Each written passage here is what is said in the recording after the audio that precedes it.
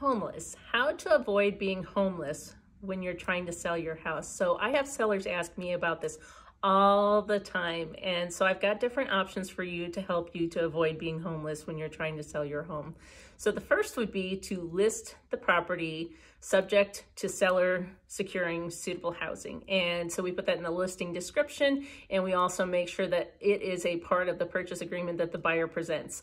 That allows you a certain time frame, number of days, in order to secure suitable housing. And from there, if you find it, great, then we modify with an amendment, and then we move forward with the closing. If it weren't that you found something and the buyer is not ready, then we exit that contract.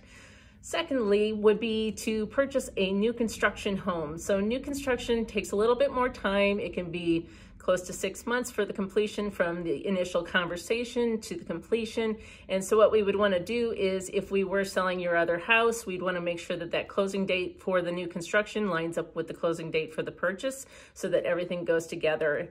Third, there's a couple different options on this third idea, and that is to, number one, you can roll the dice. And I will tell you from experience, I did it myself, not just one time, but a couple times.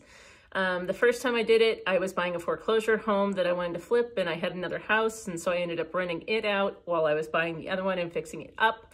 The second time I did it, I was presented with a beautiful home that had river frontage, 5 acres, 4 bedrooms, finished basement, all the things I could dream of. And I would do anything at that moment to sell my house to buy that.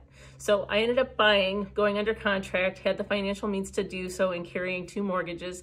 Wasn't easy, but it was worth it in the long run. It took a couple months for my house to sell, but I'm much happier now, even over 10 years later. And another thing that you can do also within financial means is you can rent out that older home, and that will give you some extra income, and it can turn into an investment property for you for years to come.